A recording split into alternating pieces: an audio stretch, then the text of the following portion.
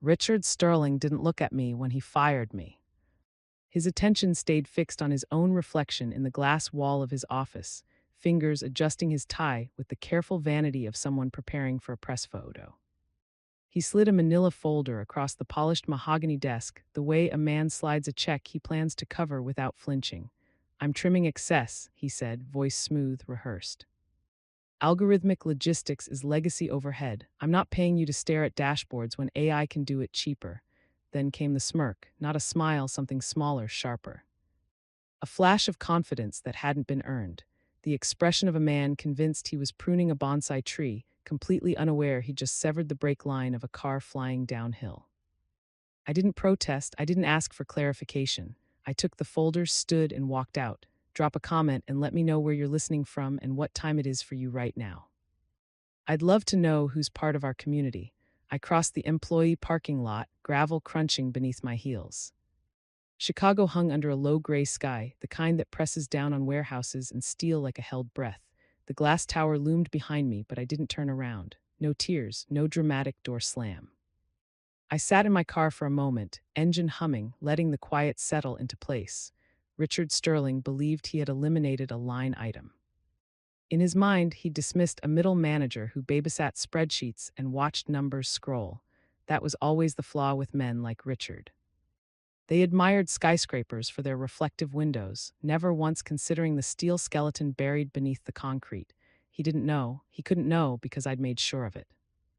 I wasn't merely the head of algorithmic logistics. I was the designer, architect, and sole patent holder of the compliance encryption engine. A piece of proprietary code I'd written 3 years earlier, long before Vanguard acquired my startup. It wasn't software, it was a passport. Every shipping container Vanguard moved depended on my engine to generate a unique encrypted compliance token, one that customs authorities in Rotterdam, Singapore, and Long Beach accepted without question.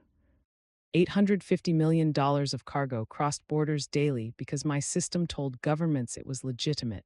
Without that token, a container wasn't merchandise, it was contraband.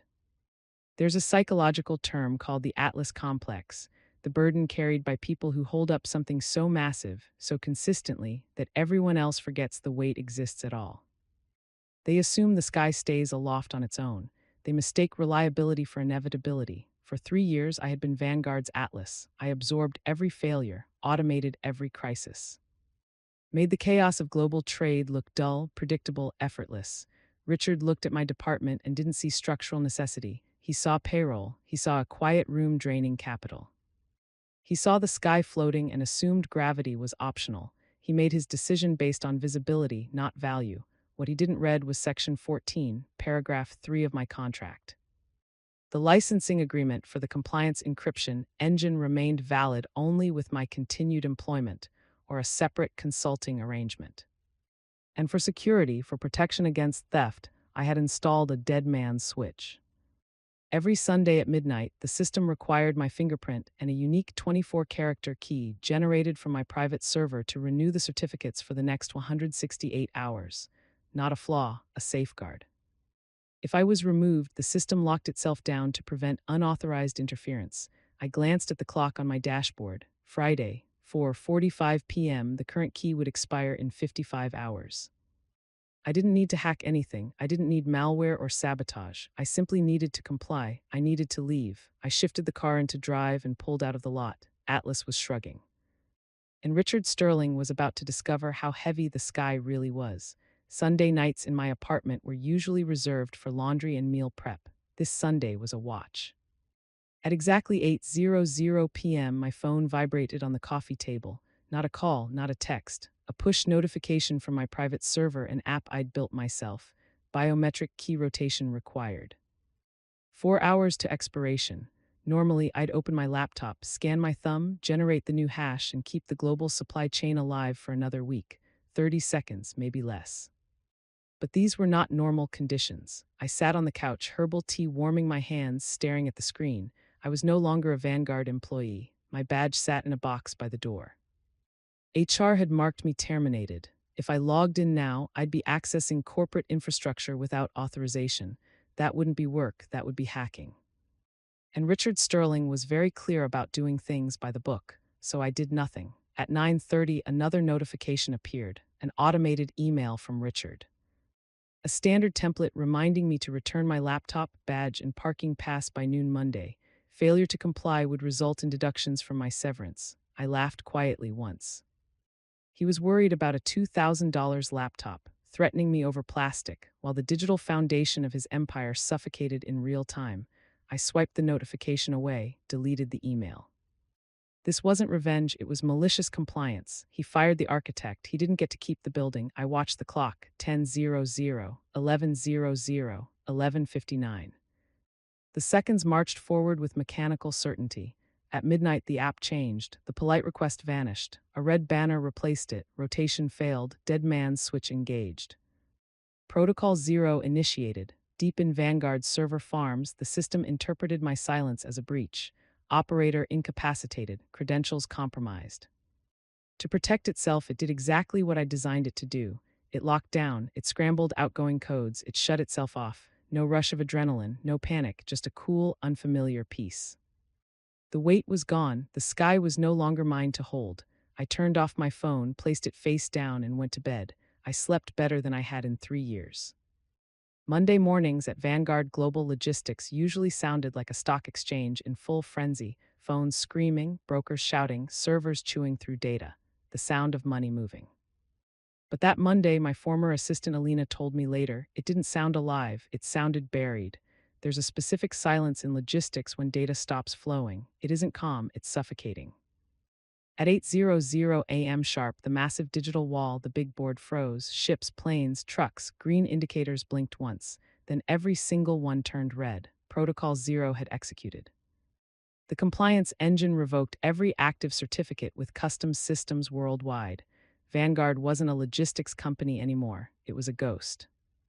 Richard Sterling walked onto the floor at 8:15, latte in hand, expecting to witness the efficiency of his newly streamlined operation. Instead, he entered a mausoleum. 300 brokers stood frozen at their stations, headsets hanging uselessly around their necks. Phones were dead, printers silent. Only the air conditioning hummed loud and intrusive in the vacuum. Richard stared, confused. He didn't see a lockdown, he saw defiance. He marched toward the IT pit, face flushing crimson. "Why aren't the screens moving?" he barked. "Why aren't you people working?" A junior CIS admin, a kid I'd hired straight out of college, tried to explain. "The system isn't handshaking, sir. We're getting certificate revocation errors. It's requesting biometric authorization." Richard slammed his palm down. "Bypass it. Use the AI. I paid millions for that software. Make it work, but you can't bypass a dead man's switch with buzzwords. You can't negotiate with code." Richard grabbed a desk phone and dialed my old extension, likely intending to scream at me to fix the glitch he believed I had caused. He stood there, receiver pressed to his ear, listening to the hollow, endless ring of a phone in an empty cubicle. He looked at the rows of terrified employees, at the red screens, at the silent phones. He blamed the lazy staff. He blamed the legacy hardware. He blamed everything but the mirror.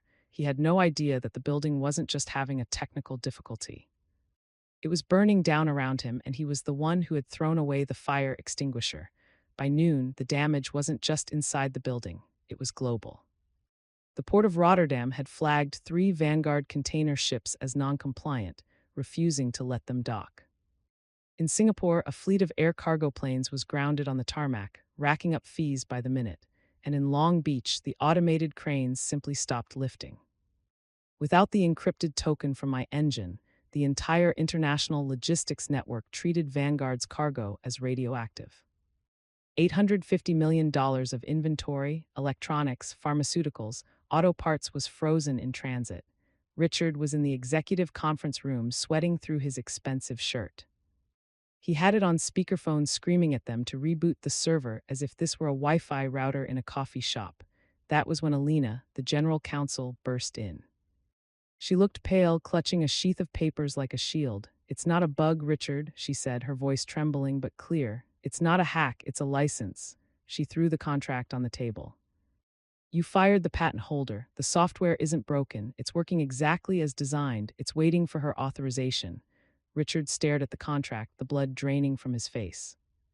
What do you mean, patent holder? She worked here. She signed a standard IP agreement. No, she didn't, Alina countered. She brought the code with her when we acquired her startup.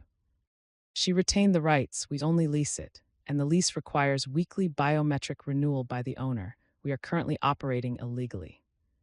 Every container moving right now is a violation of international trade law. Richard sank into his chair. Call her, he whispered. Get her on the phone. Tell her to fix it. Tell her I'll authorize overtime. They tried. My phone rang for an hour straight. I watched it vibrate on my kitchen counter while I made a sandwich. I wasn't being cruel. I was being unavailable. I was letting the reality of their situation sink in. When I finally picked up on the 17th call, it was Alina. She sounded like she was on the verge of tears. Ashley, please, she begged. The board is involved. Customs is threatening to seize the ships. Just tell us what you want. I took a bite of my sandwich, chewed slowly, and swallowed. I want a meeting, I said. In 1 hour and not at the office. I'll send you the address. The address I sent them wasn't for a coffee shop or a lawyer's office. It was for a private conference room at the Palmer House Hilton, a historic hotel downtown known for its ornate gilded lobby and quiet discretion. I arrived early, set up my laptop, and waited. When Richard walked in, flanked by Alina and the board chairman, Silas Vance, he looked like a man who had aged 10 years and 4 hours. His tie was loose, his hair was disheveled, and the arrogance that had defined him on Friday was gone, replaced by a frantic, sweaty desperation. Ashley Richard started moving toward me with his hands out like he was trying to calm a spooked horse. This has gone too far, just give us the code. We can talk about your severance later. I didn't stand up, I didn't smile, I just looked at him. There is no severance, Richard, I said. I'm not an employee. I'm a vendor and my price just went up. Silas Vance, a man who had built his fortune on being the smartest person in the room, sat down at the head of the table. He ignored Richard. Miss Bennett, he said, his voice low and dangerous. We are losing $35 million an hour. Our legal team tells me we have grounds to sue you for extortion. I slid a document across the polished wood table. It wasn't a resignation letter. It was a consulting and licensing agreement drafted by my lawyer over the weekend. You can try to sue, I said. But discovery will show that your CIO fired the patent holder without checking the IP registry. It will show that he ignored automated warnings, and while we're in court, your cargo will sit in customs. Your clients will leave. Your stock will tank, or you can sign this. Silas picked up the contract. He read the numbers. His eyebrows shot up. $25 million, he read aloud, for a 1-year non-exclusive license. That's extortion. It's the cost of doing business, I corrected. It's the cost of the biometric key. It's the cost of my silence about how close you came to total collapse. And it's the cost of teaching Richard here a lesson about the value of the people he thinks are invisible. Richard sputtered. This is insane. You can't do this. I built this department. No, Richard, I said, my voice cutting through his bluster. You bought the furniture. I built the house. And now I'm changing the locks. Richard turned to Silas, looking for support, but the chairman wasn't looking at him. He was looking at the contract. He signed the document with a flourish and slid it back to me. Then he turned to Richard. You're fired, he said. Get out. Richard looked like he'd been slapped. He opened his mouth to argue, but 2 security guards were already entering the room. He didn't leave with dignity. He left shouting about lawyers and wrongful termination, his voice echoing down the hallway until the heavy doors swung shut, sealing out the noise. Silas Vance watched him go, then turned his attention back to the table. He picked up the signed contract, examining it one last time before sliding it toward me. Why him? Silas asked quietly. Why did he fire you? I folded my hands on the table. Because he thought I was a cost, not an asset. He thought automation meant he didn't need architects, and he was wrong. Silas nodded slowly. He was stealing, you know. I blinked. What? I audited his department this morning while we were waiting for you to pick up the phone. The AI project he claimed would replace your team, it didn't exist. He was funneling the budget into a shell company. He fired you to free up cash flow for his embezzlement. The revelation hit me like a physical blow. It wasn't just incompetence, it was greed. He hadn't just underestimated me. He had tried to rob the company blind and use my firing as the cover story. The anger I'd been holding on to finally broke, replaced by a cold, hard satisfaction. He was gone, and he wasn't just fired. He was facing criminal charges. Silas handed me the check, $25 million. It was a staggering amount of money, more than I could have earned in 10 lifetimes at my old salary. but as I held the slip of paper, I realized it wasn't just money, it was validation. It was an apology written in Zur. I opened my laptop. I placed my thumb on the scanner. The system verified my identity. I typed in the 24-character hash key that had been sitting on my private server since Sunday night. I hit enter. On the wall of the conference room, a monitor showed the status of the global network. One by one, the red indicators flickered and turned green. The port of Rotterdam accepted the certificates. The planes in Singapore were cleared for takeoff. The cranes in Long Beach started moving again. The world exhaled. I closed my laptop and stood up. "Thank you, Mr. Vance," I said. Silas looked at me with a strange expression, something like respect mixed with regret. "Miss Bennett, if you ever want your old job back," I smiled. "No, thank you. I have other plans." I didn't go back to Vanguard, not even to pack my desk. I sent Alina a list of items to ship to me and told her to keep the rest. A week later, the check cleared, $25 million. I stared at the balance in my account, feeling a sense of vertigo. It was enough money to disappear, to buy an island, to never work another day in my life, but I wasn't done working. I was just done working for people who didn't understand the value of a foundation. I launched Sovereign Systems 3 months later. We weren't a flashy startup. We didn't have a foosball table or a kombucha tap in the break room. We built critical infrastructure for the logistics industry. Secure, redundant, unbreakable systems designed by people who knew exactly how fragile the world really was. My first hires were Alina and the junior sysadmin Richard had screamed at. I offered them double their Vanguard salaries and equity. They accepted before I finished the sentence. 6 months in, we were profitable. A year in, we were essential. I stood in my office one evening looking out at the Chicago skyline. The city lights glittered like a circuit board, a vast complex network of movement and data. I thought about Richard currently awaiting trial for wire fraud. I thought about the silence of that Monday morning, the terrifying power of simply stopping. I wasn't the invisible Atlas anymore. I had put down the sky and built my own world, one where the pillars were visible, valued, and sovereign. If you've ever been the one doing the work while someone else took the credit, share this story. Let's remind the world that you can't fire the foundation and expect the house to stand.